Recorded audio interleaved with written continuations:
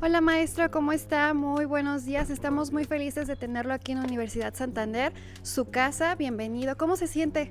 Muy bien y muy contento y halagado por la invitación que nos hace la doctora Adriana y feliz de conocer estas instalaciones que están bonitas y dispuestos a aportar lo mejor de nosotros para esta institución. Maestro, coméntenos. Tengo entendido que usted es de Guasave, Sinaloa y se encuentra por aquí. ¿Cómo estuvo su viaje de allá para acá? Un poco cansado, apenas recién descansamos y estamos listos, Muy contento. muy contento. Y platíquenos un poquito de su novela. Ya la vimos, la editorial Unisan es su casa. Estamos muy felices de tenerlo aquí. Su novela inspirada en Pancho Villa. ¿Cómo inició esa idea? Esa idea es añeja, ¿eh? Mis abuelos tenían una convicción hacia el villismo y de alguna manera me transmitieron ese sentir, esa inquietud. Y a mí siempre me ha llamado la atención este personaje tan controvertido, tan polémico, y quise escribir una novela donde se entrecruzaran las diversas miradas que hay en torno de ese personaje. Muy interesante, maestro. Pues bienvenido. Aquí estamos todos nosotros aplaudiéndole su trabajo y nos gustaría aprender muchísimo de usted.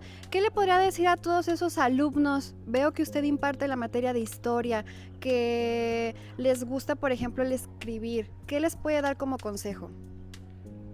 Que sean muy buenos lectores y que se animen a escribir y que algún día van a poder publicar también cuentos y novelas como lo hacemos nosotros. Perfecto, pues bienvenido y síganos viendo. Pues un gustazo estar aquí.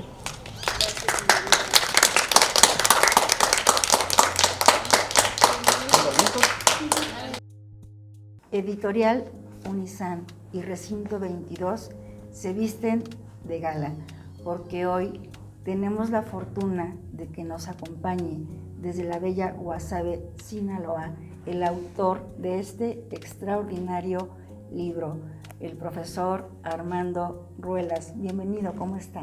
Muy bien, gracias. Encantado de estar aquí en la Universidad Santander. Gracias, esta es tu casa y para mí es un honor tener ya en nuestras manos esta maravillosa obra que pues empezamos a gestarla desde hace 6 meses aproximadamente, ¿no? Sí. De cuando tuve la oportunidad de conocerlo, porque usted fue participante Sí. de una de las obras, de una de las narrativas de este proyecto. Claro que sí. Épica 100.100, y fue ahí como nos conocimos. Su narrativa fue la número 70. Y al entrevistarlo fue cuando supe, y usted me compartió y compartió con el público, que escribe y que le gusta escribir, y entonces pues ahí nació esta andanza, este camino, y estoy muy orgullosa de que se haya animado a otorgarnos a Editorial Unisan esta maravillosa obra. Pero bueno, la cámara y los micrófonos son suyos. Por favor, cuéntele al público quién es Armando Ruelas y desde cuándo inicia la inquietud por la escritura de usted, porque alguien pensaría que un maestro no es escritor. Entonces, platíquenos de Armando Ruelas, por favor. Bien, Armando Ruelas Carrera es ante todo un maestro de vocación, un maestro por convicción, que trabajo con mis alumnos en los grupos con las materias de geografía y de historia. También tengo un club de lectores, un club de lectura que se llama justamente Leer para Vencer. Soy una persona sencilla, soy una persona de pueblo, de a pie. Me gusta mucho escribir, me gusta mucho la lectura, y esta situación que veo hoy para mí pues es como un premio, un privilegio de la vida que tengo, ver publicada esta novela Pancho Villa, Ríos de Tinta y Sangre, por la editorial Unisan. ¿Cuándo empezó a gestarse este proyecto? Qué pregunta tan interesante, pero si me permite, doctora, yo antes de hablar del proyecto, quiero expresar mis sinceros agradecimientos a las siguientes personas que hicieron posible la realización, que se concretara este proyecto. En primer lugar, a la doctora Eva Adriana García Núñez, aquí presente, que con el beneplácito que le dio ella o la aceptación que le dio a este libro, es posible su publicación. Al escritor argentino Gerardo Siriani, quien generosamente escribió el prólogo de este libro.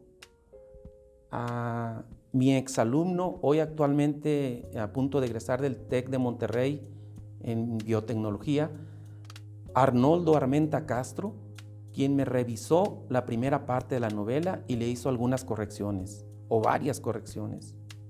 Al escritor Alfonso Oregel, quien en algunos pasajes de la novela me orientó, me dio luces para que yo escribiera una sintaxis, digamos, más correcta, más agradable al oído, a la vista.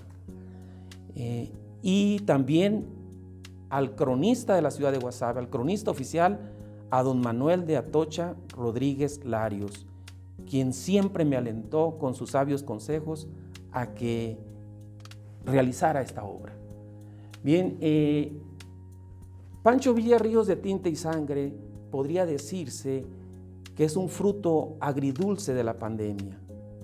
Durante esa etapa, pues todos vivimos de alguna manera, con mayor o menor intensidad, esa angustia, esa tensión que nos tenía acosados el virus COVID-19. Y dos personas muy cercanas a mí estuvieron en serio riesgo, y yo, para de alguna manera soltar esa tensión, ese estrés, esa presión que tenía, pues me dedicaba a escribir. Era una manera de combatir, una manera de resistir ante la pandemia. Y aquí me basé en una premisa fundamental que decía el escritor Ray Bradbury. Ray Bradbury decía: ¿qué es lo que más quiere usted en el mundo? ¿O qué ama? ¿O qué detesta? Busque un personaje como usted que quiera algo o que no quiera algo con toda el alma. Dele instrucciones de carrera, suelte el disparo, luego sígalo tan rápido como pueda. Llevado por su gran amor o su odio, el personaje lo precipitará hasta el final de la historia. La garra y el entusiasmo de esa necesidad, y tanto en el amor como en el odio hay garra, encenderán el paisaje y elevarán 10 grados la temperatura de su máquina de escribir. Entonces, confiados en esa premisa que dictaba el gran maestro Ray Bradbury, fue como nosotros pudimos escribir esta obra con base a mucha lectura, mucha investigación, mucha reflexión. Fueron 7 arduos meses en que a las 3 de la madrugada estábamos escribiendo, de 3 de la madrugada hasta las 8 de la mañana.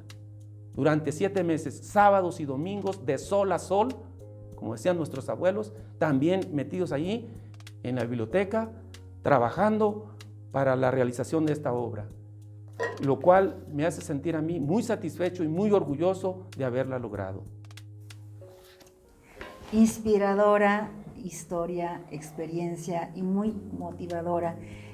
Amo las letras y realmente cuando sé de alguien valioso en su escritura, no dudo en promoverlo, y es así que me siento muy agradecida de que haya aceptado que esta casa editora lo publique, lo edite, y pues aquí va a estar ya impreso en tinta y papel por los siglos de los siglos.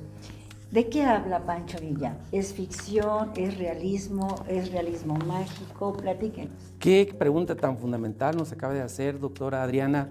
Fíjese que esta obra está compuesta por 2 partes, ¿no? La primera parte se llama La Última Estación, donde narra la misteriosa llegada de un escritor estadounidense llamado Ambrose Bierce.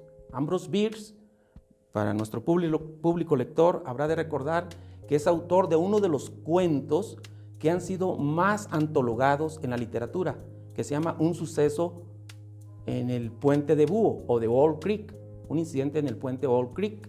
Bien, pues este personaje, en su edad ya avanzada, más de 70 años aproximadamente, vino a unirse a las fuerzas de Villa buscando deliberadamente su muerte. La perspectiva, ¿sí?, la mirada que tuvo ese escritor sobre este personaje, Pancho Villa, está plasmada en esa primera parte. Y aquí me gustaría, por ejemplo, leerles una parte del inicio, el primer capítulo de la primera parte que se llama La última estación, el primer capítulo, La vida entre las yemas de los dedos. Dice así el inicio de esta obra.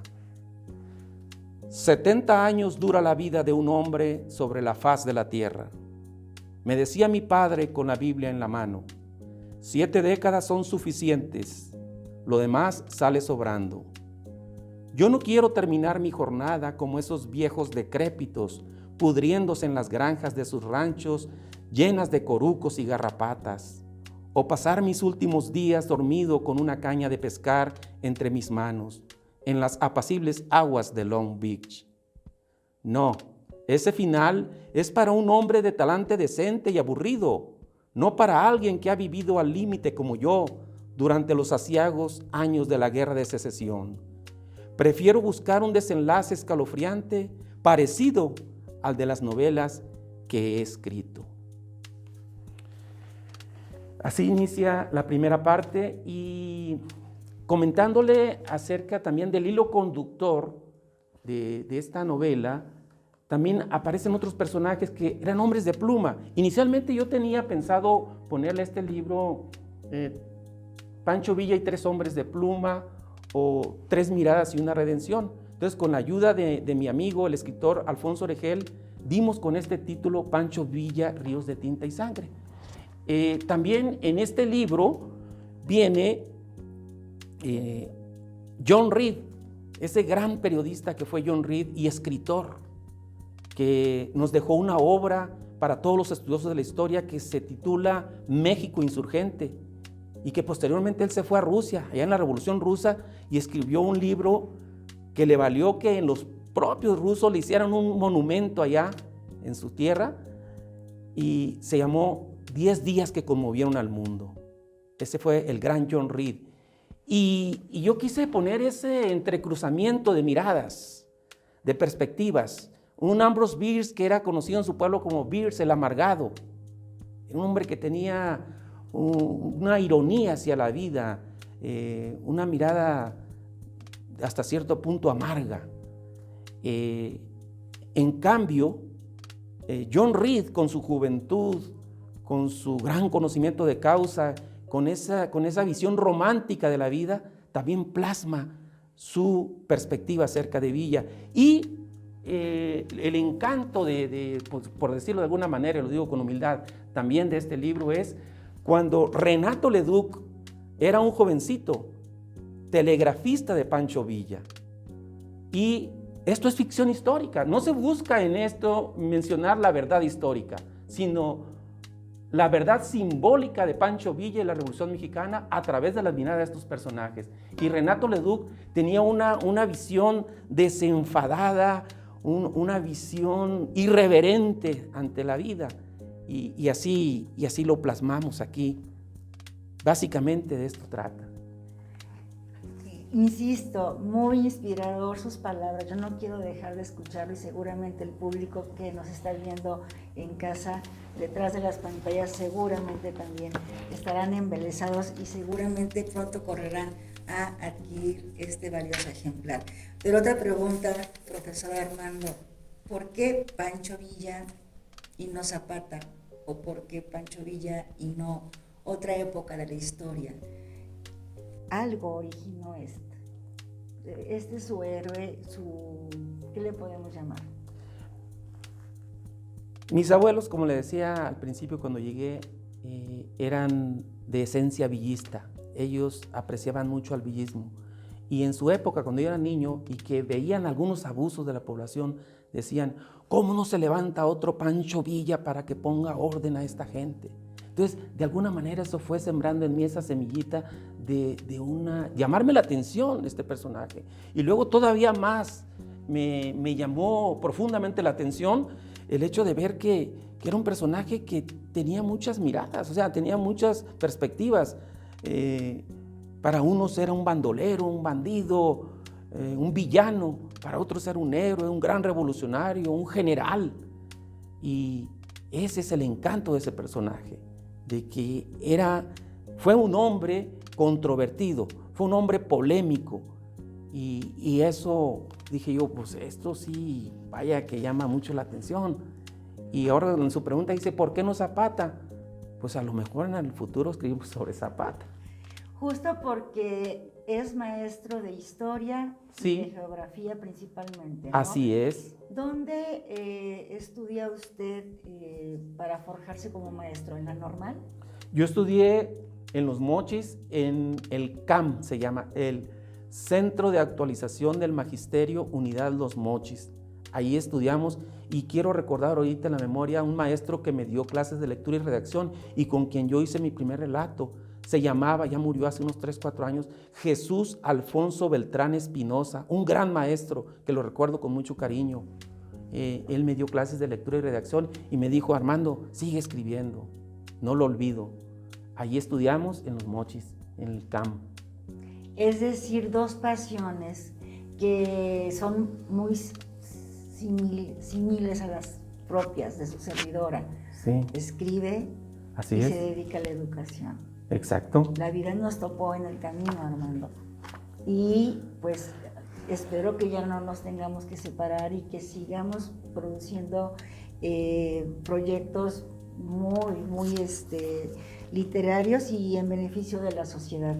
Pero, ¿desde cuándo exactamente o aproximadamente escribe? Seguramente tiene muchos escritos ahí en el archivo de los recuerdos que no se anima a salir, no se animan a salir todavía, ¿no? Pues yo creo que escribimos así ya formalmente como desde el 2001 en adelante, cuando empezamos a participar en los concursos del magisterio en Sinaloa, y en los cuales a lo largo de estos 20 años, 21 años, hemos obtenido 7 premiaciones en cuento y en relato testimonial.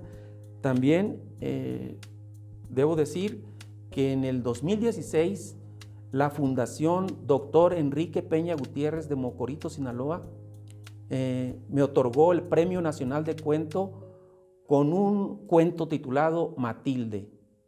Matilde fue ganador en esa edición 2016 del primer lugar nacional. Y sí tenemos otros textos. También escribí por ahí en un taller que tuve con nuestro amigo Alfonso Oregel, a quien le mando un saludo afectuoso. Nos dio un taller de cuento infantil y escribí un libro que se titula así, Yambú y otros cuentos, y Candy y otros cuentos. Este libro en particular, Pancho Villa, nos comentaba hace rato que le llevó 7 meses escribirlo. Sí. Que fue un producto de la pandemia. Es una novela corta. Es una novela breve, Estamos sí. hablando de 151 páginas aproximadamente. Es totalmente de bolsillo y porque sé lo que es escribir. ¿Cuántas veces borró, tachoneó, se regresó, releyó, reescribió, rompió párrafos? Platíquenos esa parte del oficio de ser escritor. Como bien dice usted, es una parte importante del oficio de ser escritor. Yo creo que si me dieran la oportunidad de volver a cambiar algunas cosas, Jorge, lo seguiría haciendo. Seguro. Lo seguiría haciendo. Es el cuento de nunca acabar. Nos exigimos mucho como escritores, Así nunca es. estamos conformes, ¿verdad? Y fue una dinámica muy intensa el estar en casa releyendo, reescribiendo una y otra vez, como el mito de Sísifo. Si me permite leer Sí, claro. en la segunda parte, Página. que se llama Para 71, la segunda parte que se llama En el laberinto de Villa, ya donde aquí habla, en la primera hablaba Ambrose Bierce, aquí habla John Reed, y el capítulo se llama He soñado con Pancho Villa. Tenía que hacerlo, era ahora o nunca. Su fama había llegado hasta mí como una ráfaga de sur a norte, deslumbrando mi entendimiento. Debía salir a su encuentro y estar frente a frente con él para que me contara toda su verdad, antes de que lo mataran o antes de que yo partiera hacia tierras muy lejanas. El Napoleón mexicano, el Centauro del Norte y el alma de México en la Revolución rondaba en mis sueños noche tras noche, agitando mi sangre. Pancho Villa, el tipo de hombre que nace una vez en cada década, era mi contemporáneo y yo tenía que salir a buscarlo irremediablemente. Si me permite continuar, Claro. dice, desde que estaba en la Universidad de Harvard, en mis estudios sobre las letras, siempre he creído que hay algo mágico en ellas. La relación entre una palabra con otra tiene una cierta coincidencia del destino. El Village, corazón intelectual de Nueva York, es y será siempre mi verdadera patria, no importa dónde me encuentre. Con sus librerías, cafés, bares, artistas, escritores radicales y bohemios, el Village tiene en sus primeras 5 letras el apellido del general mexicano. Pero hay algo más que eso. Con todas sus contradicciones y claroscuros, Villa representa el auténtico espíritu libre y contestatario de ese lugar donde mis amigos me llamaban Jack, el muchacho rebelde. John Reed. Es el inicio de la segunda parte. En su primer capítulo, He soñado con Pancho Villa. ¿Qué tal? Hermosísimo, de verdad yo la he leído varias veces, ahora que ya también lo tenemos en audiolibro, para aquellas personas que les gusta. También en escuchar. electrónico, ¿verdad? Y también en electrónico. Claro que sí. Pero yo los voy a adquirir los 3, o sea, me gustan las 3 modalidades, pero nunca dejo de desear el impreso. Perdone, el entrevistado le pregunta a la entrevistadora, ¿qué fue lo que le gustó más de la novela? Dios, es que todo. En primer lugar, la forma tan ligera, tan digerible, Que tan fluye. amena, donde cualquiera lo atrapas desde las primeras palabras y es muy inspirador, lo vuelvo a repetir, pero lo lees muy rápido porque es apasionante y te mete en la trama de una manera mágica y sientes que estás en una película. No da tedio leer este tipo de libros. Para mí lo catalogo como un realismo mágico.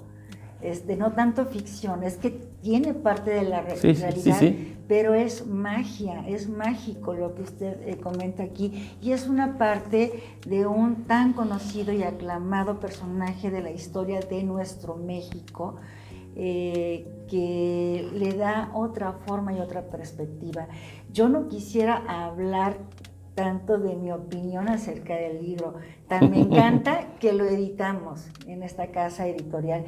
Yo más bien invito al público a que de verdad lo lean, porque lo pueden leer en 2-3 horas y se van a quedar fascinados. Yo auguro que sea un éxito, de verdad. Esperemos que así sea. Pues vaya que aquí se cumplió esa premisa, esa fórmula de Ray Bradbury, que decía que hay que escribir con esa pasión, como a la temperatura que arde el papel. Un libro de él se llama Fahrenheit 451 grados, que es la temperatura a la que arde el papel. Con esa pasión hay que escribir, y con eso lo intentamos y aspiramos a hacerlo, y por eso estamos aquí hablando con esa pasión sobre Pancho Villa, Ríos de Tinta y Sangre. Armando, ¿alguien más, aparte de usted y de sus asesores que le ayudaron a escribir este libro y de Editorial Unisan, ha leído este libro? Sí lo han leído mis familiares, han leído este libro me dijeron, está interesante, Armando, vas bien, ¿eh? Mira que te lo decimos de cierto. Y como lo mencionaba mi amigo Arnoldo Armenta Castro, que está próximo a titularse en el TEC de Monterrey, el gran Arnoldo, fíjese que él fue mi alumno y juntos colaboramos en la realización de cafés literarios en mi escuela secundaria, en nuestra escuela, e hicimos también periódicos murales. Él fue uno de los primeros en leer esta obra. Muy interesante. ¿Y en qué momento cierra las páginas de este libro y dice, ya no lo voy a tocar, así se queda? Pues fíjese Y que guarda su me pluma. quedó un gusanito siempre, ¿no? Pero dije yo, ya, Armando, tienes que dedicarle a otros proyectos.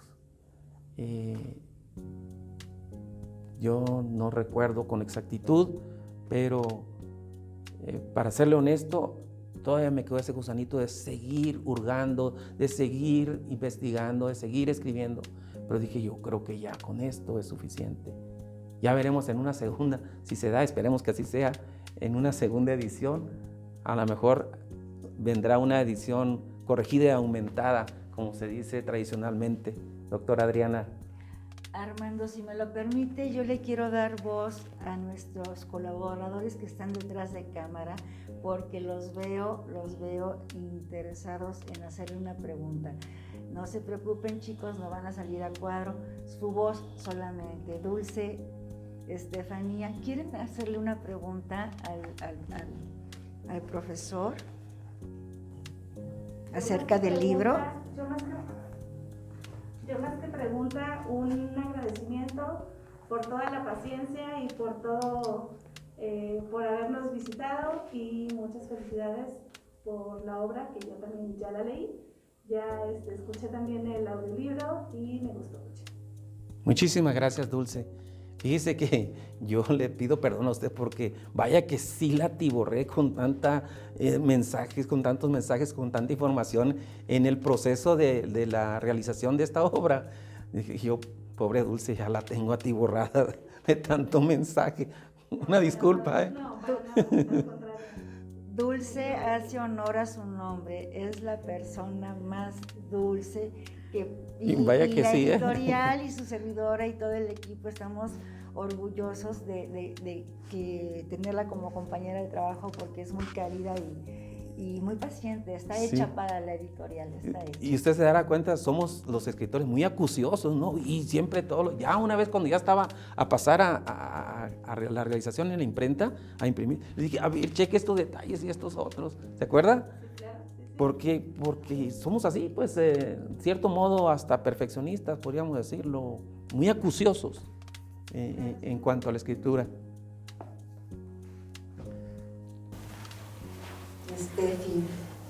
Maestro, pues muchas felicidades por su gran obra y quería preguntarle, como usted comenta, de repente los escritores creen que su obra todavía no está lista y muchos no se atreven a publicarla por lo mismo.